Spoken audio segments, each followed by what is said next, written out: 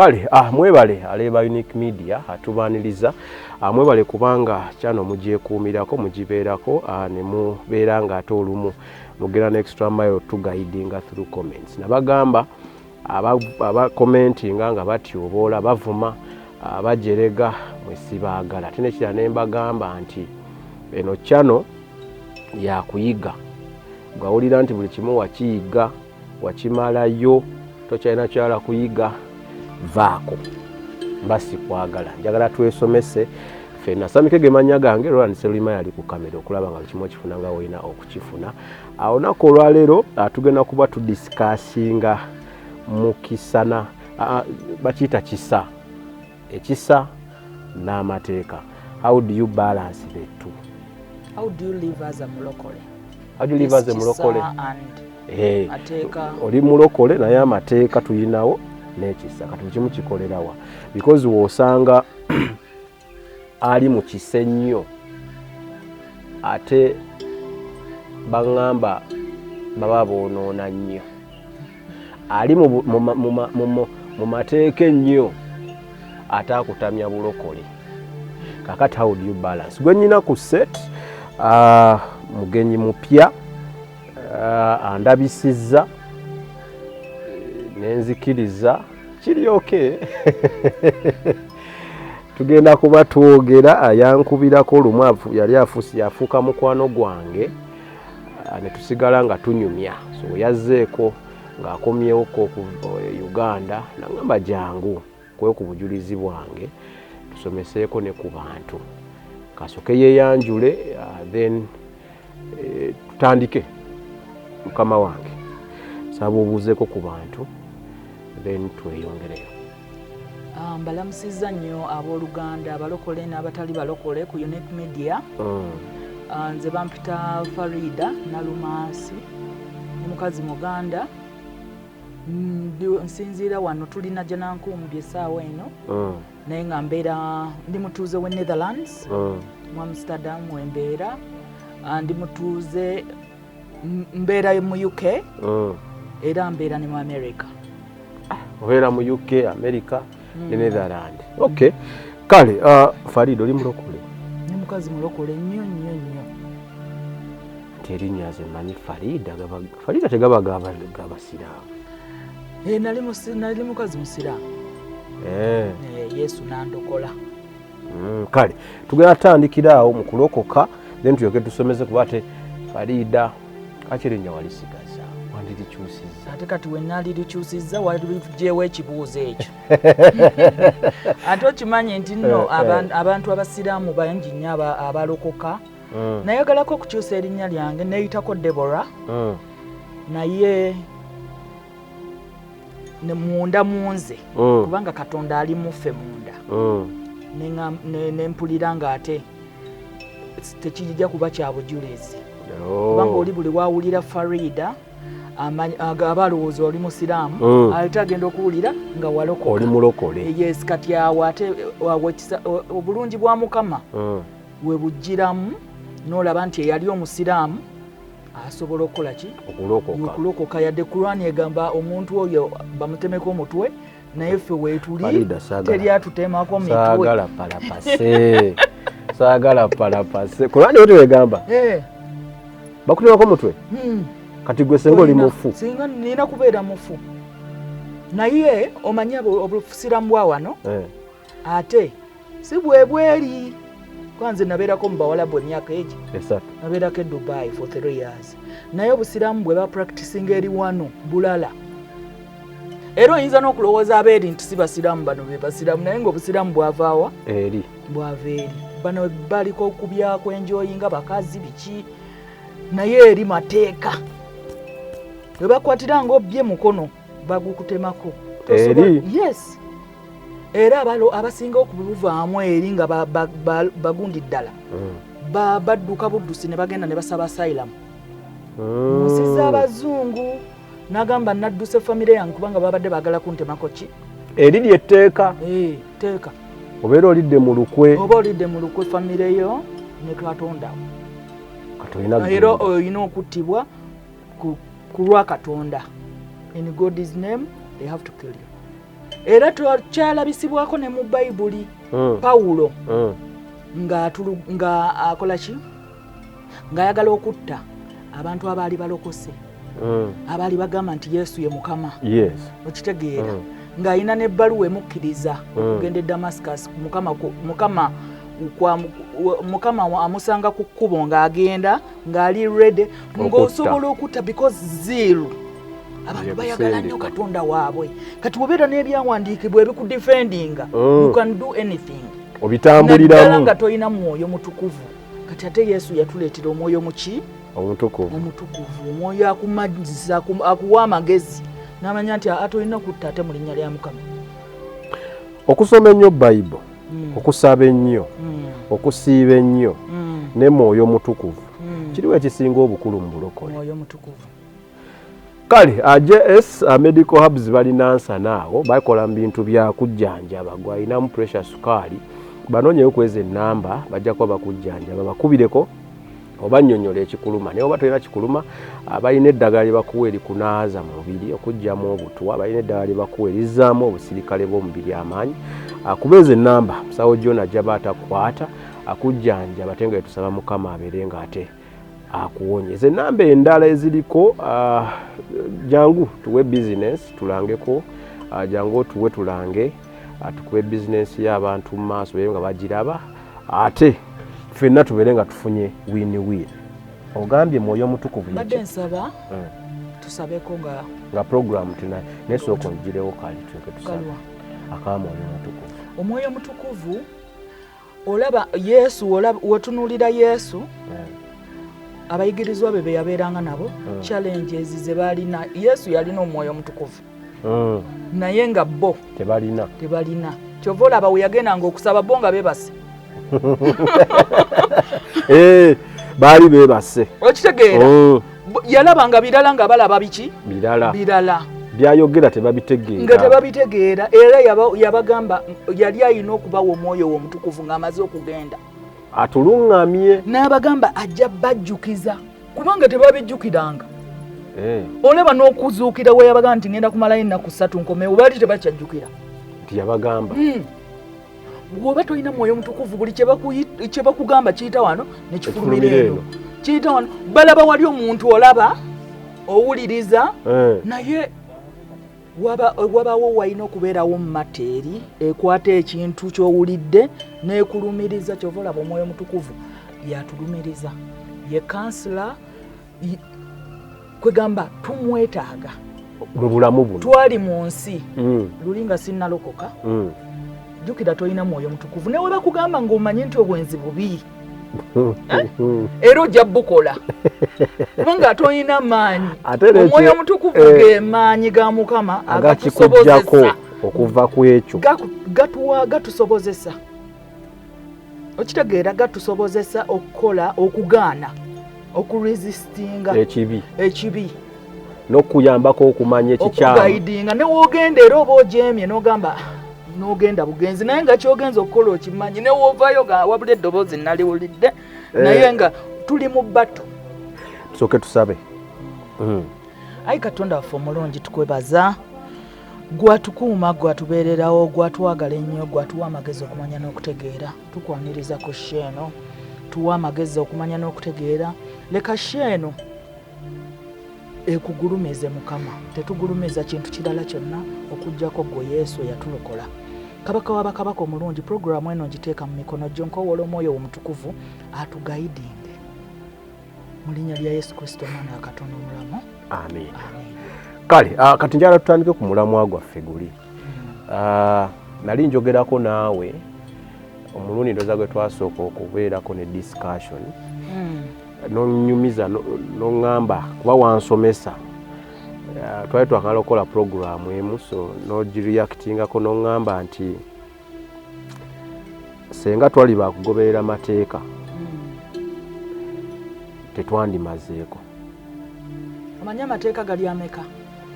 Gwaŋŋamba gali 2 waliwo yaŋŋamba nti gali 613. Yeah, gali 613.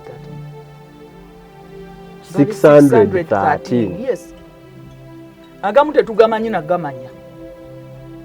naye geego gali 613 nali nkugambye 213 wali nga 213 ndi confused ya naga confusing nga naye gali 613 kubanga lwaki nasazeewo tujje tusomese enjiri eri mu kutambuzibwa kati ennyo ate abaana ba Katonda bagyagadde nnyo ndaba okontana nayo ng'ate ogamba oli mukazi mulokole from nyambala tundabika kati neneebuuzo ke kiki esitategeera kyanjala tusomese lwaki oba ogamba oli mulokole togoberera mateeka ago anti kati obulokole n'amateeka Yesu we yatambulira ku nsi kuno Yesu yajjira mu biseera byaki by'amateeka naye oyinawo recording nga Yesu yawaako ekimu eky'ekkumi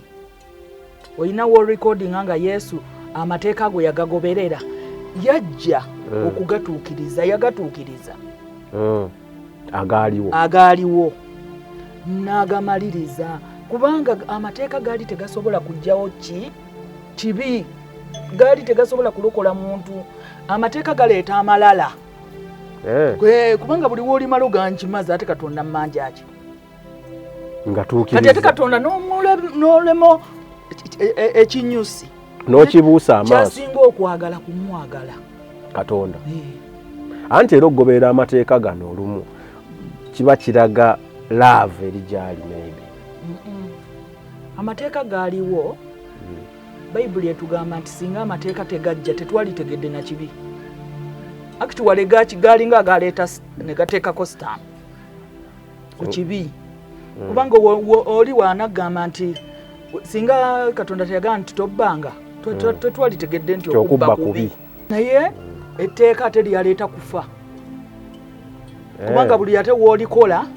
buli woolimenya obeera mu kufa okitegeera abaagala ebyawandiikibwa nze saakwata byawandiikibwa gye biri biki naye nabikwatanga biri munda mu nze nga bw'onoosoma ekiraamo kya jjajjaawo eba kyataatawo n'omanya nti yagaana kino nekino yakkiriza kino nekino agamba bwati ne bwati kino kyayagala bye nakwata era by'omanyi era bwe mba njagala okunoonya ebyawandiikibwa ngenda mu simu yange nenoonya wano gwe oba olina kyowakanya buuza gogo kubanga buli kimu bakitwanguyiza ogambe kino omukazi kyayogeddeko bwe kiti kyawandiikibwa scriptures zijja kujja bajja zikuleetera zonna etteeka lyaleeta kibi kyova olaba Yesu yajja ye n'abeera omutuukirivu n'ayiwa omusaayi gujjewo ekibi kubanga omusaayi gw'embuzi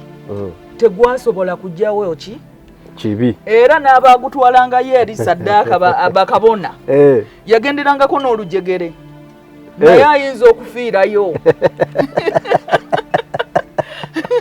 ayinza osigalayo kati balina okusikayo oba afudde we balaba nga tadda nga bakola ki nga basikayo okitegeera balinga balina okuguwa every year kati Mukama n'atuleetera Kristo Yesu n'ayiwa omusaayi gwe kyova olaba basatanisiti nabo balina kuyiwa musaayi bamugamba genda ottende twagala omusaayi gwa maama wo oba ogwa taatawo baagala musaayi tebasaba kirala mpozi bano abatoototo abasaba obubuzi n'obukoko okitegeera naleeta akakoko biki kino kiveewo naye era kivaawo temporary okitegeera bintu biri temporary naye Yesu yatuleetera ekintu ekiri permanent omusaayi yaguyiwa omulundi ogwo nekiggwa kati mu Kristo tulina kubeeramu ne tumutegeera ne tumumanya buli w'omumanya buli wamanya Kristo Yesu tosobola kuddamu kutambulira mu kibi era n'ebyewandiikibwa bitugamba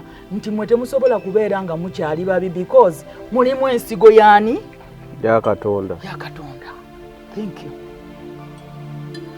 mulimu ensigo ya Katonda watintinga enviiri ogaddewo ayagala nzigulewo oyina bulingi oyina essaawa oyambadde empale zebalita batabuno bukomo olina obukomo wasiiga enjala byonna ebyo mutebikkirizibwa. Ani agamba? Otaddeko ne earring okoze makeup byonna. Nze nno nalokoka nentegeera Katonda wange. Katonda agamba ki? Katonda bino byonna tebimukwatako. No. Motive lwaki okikoze kati bino byonna mbyambadde kuwa Yesu wange kiki? Oli andaba amanye nti waliwo omukazi omulokola alabika obulungi. Ndabika bulungi for Yesu. Sagala Yesu wange oli antunuuliraga asikyalokose balokole balabika bubi. Waliwo abaganda olokoka olw'endabika. Nyina we nalabikanga n'ogenda mu vidiyo zange nkadde nalabikanga bubi nnyo. Naye ebyo yonna process. Woba wakayingira mu bulokole obanga mwana oba weetaaga mata okunywa. Ne Pawulo yakiwandiikako n'agamba omwana omuto we nali ng'omuto nakolanga byakito. We nali nakalokoka nempuliriza enjiri zino eziriwo ebiseera bino nga obeera mu fear. We nakola kino kati buli wobeera mu fear, God does not work in fear. Era waliwo ekyawandiikibwa ekigamba nti Mukama tatuwa mwoyo wa kutya. God does not give us the spirit of fear, but power, love and a sound mind. Nakitegeera? Kati kasitotegeera nti Katonda ekintu kyonna ekireeta fear mu bulamu bwo manya si kyabwaki? Si kyabwa Katonda. Mukama akolera mu mirembe. Era kyova olaba abantu abamu abeeraawo n'atawanka n'alowooza nti wanaakaaba Mukama ajja mmukolera. Alowooza nti wanaakuba ebisenge n'alaja na Mukama ajja mmukola ki? Mukolera. Ajja mmulaba. Kati ebyo bireeta just bya mubiri. Ndabika ya mubiri. Yes, bya mubiri. Naye omwoyo gwo tugufuddeko. Weetereze mu mwoyo kubanga Katonda alokola ki? Alokola emmeeme. Emmeeme zaffe ze zirokoka. Endowooza yeyina okukyuka. Kati kyogamba abadde akola ekibi n'olekeraawo. Abadde ayenda n'omanya nti obwenzi buki? Anti era empale zaaganibwa mu Bayibuli. Kati empale ebeekoze eki? Omukyala talina kwambala. Kati empale y'abakazi omusajja tasobola kujambala. It is ladies pants. Y'abakyala. Wali empale ez'abasajja kiringa ekigaanibwa kwe kwambala. Kati olaba abasiyaza ab'ennaku zino oli ajja nga ayambadde ng'omusajja ddala essaati ya kisajja empale n'engatto ya kisajja nga tosobola wotunula byayambadde omanyirawo bino byaki. Anti bagamba nti era sitaani byonna yabireeta abakoleddeyo empale ez'abasajja ez'abakazi nti mufiiringe. Anti Bayibuli etugamba toyambalanga kya musajja. Kati sitaani waba akozeeyo ekyabakazi muyambadde ekyabakazi awo tolina tteeka lyomenya. Ate leka nkubuulire mwami Sami ebintu bye tulaba wano ebisinga abantu ababikola tetubakola ki? Tetubamanyi.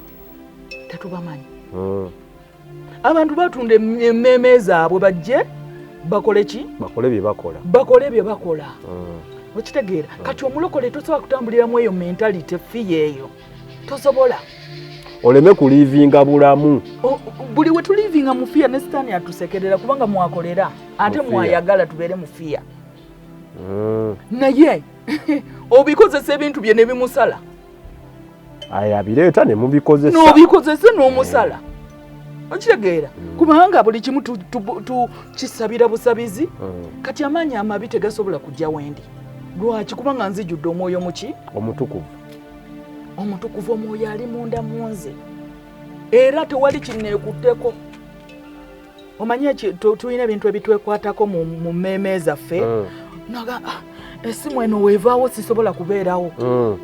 Naye essimu ne woogitwala. Nsobola okubeerawo kasita nnyina Yesu wange. Kati tolina kwekwata ku kintu kyonna. Abantu abamu Mukama ayogera nabo n'abagamba leka ekintu ekyo. Lwakubanga bakyekwatako. Tasobola kubeera nga talina make-up. Bonga abantu. Yes, it is a personal encounter. Ekyo kyo nkiyize. tokifuula kya buli omu. Tokifuula kya buli omu. Kati abamu Mukama wamukyalira ng'alaba yeekutte nnyo ku bintu ebyensi. Byayagala ennyo. Asobola n'okutta, asobola n'okubba because of that strong desire. Kati eyo desire eyo ate eva munda eri mu mmeeme. Desire eyo Mukama gy'atayagala. Mukama ayagala desire yonna ebeere ku ye ng'eri attached to God. Nga tewali kirala kigiyingidde mu binongo bye osobola obyambala but era usisobola kufuluma nyumba yange nga nkunamye nyambadde bino. Kyembadde okubuuza nti wekibanga buli kimu tulina kwambala kiti ku mutima decent. Tuyina kati omwana waana ayambala akakomo eno n'agenda asabe. No. Oyo omuntu abantu abamu tebalina mwoyo mutukuvu. Kubanga omwoyo mutukuvu yakugamba nti kyoyambadde oli bwereere. Abantu abamu basanga ku street nga bali bwereere nga naye tamanyi. Yamanyi ayambadde. Kati beba batambula on in darkness. Naye kati nze sisobola era wenkambalira. Mba nategedde dda nti sambadde. Era wogaana nga wagambye mu ntandikwa wolemerako n'ogenda n'okola by'okoze oba omanyi okoze kibi. Oba okimanyi ggwe kubanga omwoyo omutukuvu yakukyalira abeera naawe. Oba otambulira mu bujeemu. Okitegeera. Lwaki watintinga enviiri? Enviiri zino abantu temutintinga enviiri lwakubanga mulabye lwaki watintinga Farida yatintinga enviiri. Enviiri zino ziri tinted. Omanyi Mukama atunula the motive. Lwaki oba okoze ekintu. Y'ensonga gy'atunuulira. Lwaki okoze ekintu? Ensonga eri behind okola ky'okoze. Ensonga eri behind okukola ekintu ky'okoze yadde kirungi yadde kibi. Kubanga oyinza okugenda n'ogamba nkwate ekimu eky'ekkumi lwakubanga Mukama agamba tukiwe okiwe nnamwandu naye ng'oyagala kubba ttaka lya nnamwandu n'otandika okumweweesanga nomukulako omukwana kati motive Mukama alaba motive kino ekimu eky'ekkumi tajja kibala. Okitegeera kati motive ekiri behind why you're doing something. Kati ekyera sitaani kyakola kyera oli wamuwa hairstyle sitaani n'amugamba aba amanya ajja gikozesa okubabuza abanaaba bafollowinga kubanga demons we zinaalaba something like that zigana ono waffe ono abeera atyo waabwe nga tolokokanga na kulokoka. Osize ne lipstick mbadde sinagi. Kati zino enviiri nazikola kubanga nze nkola mu bakadde mu UK. Nkola mu bakadde, abakadde bonna balina enviiri njeru. Kati kino kyanguya omulimu gwange. Kikwanguyiza. Kinyanguyiza oli abalaba ndi part of kulabanga gwe abafaanana. I get it. Kati that is the motive behind my whitening my hair. Era nsagala zibeereza yellow, mba njagala zibeere njeru nga wano. Obafaanane. Mbafaanane. Era oli wakulaba akubuuza oli mukadde naawe? Era myaka emeka nkategedde kati omudistractingamu kati abo bakadde balina emputu tebaagala kunaaba tebaagala kusenya tebaagala biki kati ekyo kikwanguyiza walobera ku nviiri nga gokola byokoze n'omukwano gwenzize nago n'akaviiri kange ninga mufaanana nga mpisaawo kyempisizaawo muwe kakyayi nga akanywa nga akalyanga nga tunyumya ku nviiri. Okay. Kati so che lwaki nakola kati naawe olina okuba n'ensonga lwaki tokoppa bukoppi si kulaba muyimbi ng'ayina kyakoze gwe naawe n'okoppa ye oli ayina motivu ye lwaki akikola ayinza okuba nga oli yamugamba genda buli anaakutunuulira n'akola enviiri ezo buli anaakutunuulira ggwe mba mufunye exactly aba wange buli anaakulaba kubanga yebeera last oba olastinze nogamba mwalanga alabika bulungi nange kanzikola endabika bulungi okitegeera lasti mbadde mmanyi ekoma mu bya erastinga n'emmere erastinga ku buli kimu si ku bantu gwoyagala nolastinga no you can last even for something like this nolastinga nogamba boto yoyo awo oba oyonoonye oba tonnayonoona naye buli we kibeera too much oyonoona kikuleetera ate ogenda okupulaninga ogibba oba tosobola gifuna nkutegedde kati ate wooyonoonera awo ng'ekizibu kyavudde wali kwegomba. Yes. Mukama atu avoidingira eno mu prevention. Prevent that. Prevention is better than cure. Don't last. Wolaba ekintu ng'ekyo mubuuze samye bote eno wagijjawa. Oba ayinza n'okuganja kuwe. Kitegedde. N'ogifuna. Than kakati having bad intentions. Ogambye wali musiraamu. Olokoka ddi? Anasooka nendokoka nga nina emyaka 15.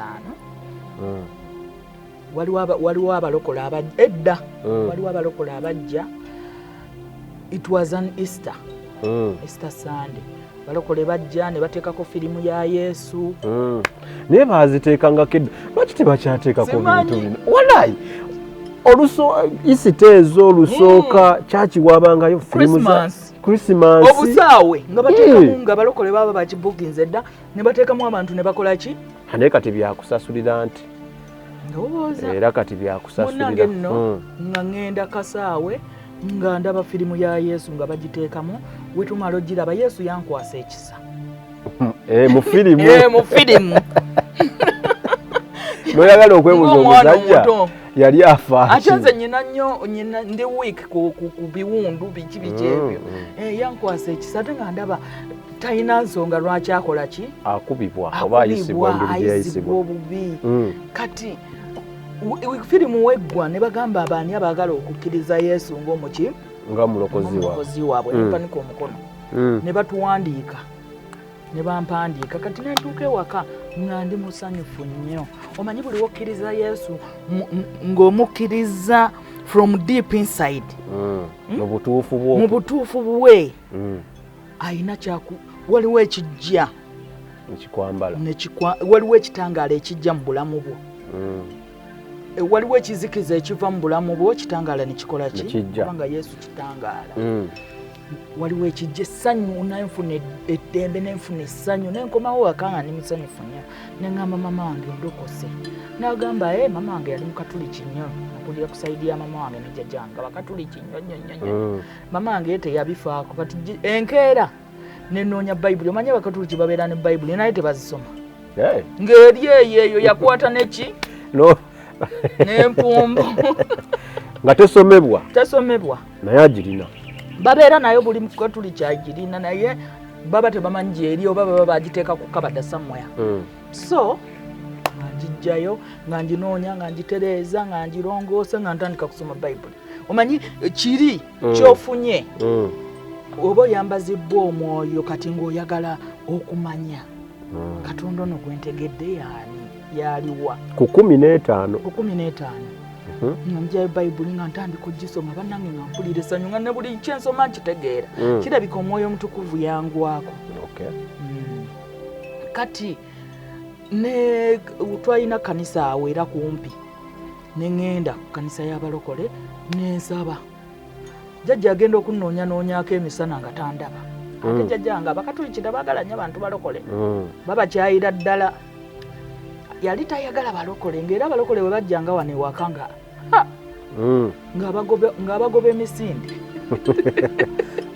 Mwagala kubuza abaana bange. Mubuulira biki mwagwa eddalu ye ng'amanyi baatabuka emitwe. Nkitegeera. Kati era nga wajja muganga kwateyo 15,000 nti ze bakuwadde okugenda nga otambula. Ng'amuwayo 5 agende. Ng'amanyi why. Ki? Banoonya ssente. Yes. Nange ye mentality gye nali nina before. Kati nga ngenda mu kanisa olwasooka n'olwokubiri enkeera essanyu nga lingi. Ate Mukama alina engeri awo gy'akolamu ebyamagero ogenda okulaba ng'ebintu byekolaakola awo oba buba bunyeebwa bwategaatega. Kubanga nali n'olunyiriri lwe nasoma nga njagala ddusazaako nga naye siina peeni. Sami peeni yava gyevudde n'engwira. Tomanyi gye yava? Simanyi ate nali mu kisenge nga kirina locked. Simanyi okuva nasanyuka busanyusi namanya Mukama yagikoze eki kubanga wali obeera n'okumanya okwaki okwenjawulo. Toba nakubuuza kubanga tewaaliwo omuntu yenna around. Ne ruumu yali nzigale gye nalimu. Munnange ne wayitawo ennaku nga 3 wiiki ntandise naye abalokole be nagendangamu si be banaati nga tebaaniriza nga babeera mu kusaba tedi twaniriza omuntu omupya yuyo yes tukuyambye tutya ndoza era mukama yakiplaninga bwatu kubanga olugendo lw'omuntu naddala abalokose teziba nyangu zibeeramu okulwanyisibwa kuba mukama aba yatumanya dda munnange ate n'ekirala before nga sinnatuuka ku eyo age essomero lye nasomera mu primary nga lyali lyabalokole kati nga tugendayo ne tuyimba omwoyo biki naye nga ndaba amaziga ganvaamu nga mpulira ekintu ekikuyimu yes nga mpulira bulungi nga amaziga gaba gajje nga simanyi kubanga yali routine kati awo ku 15 jjajja wange n'asitula enkundi ngamba tewali kulokoka wano oli musiraamu yali tayagala nnyo basiraamu yali mukatuliki naye tata wange yali musiraamu nagamba oli musiraamu teri kulokoka ate we banzaala siwala nnyo ku luguudo wali nagamba ngenda ku miitinga haji tulabe tewuli kulokoka muno mu maka tebalokoka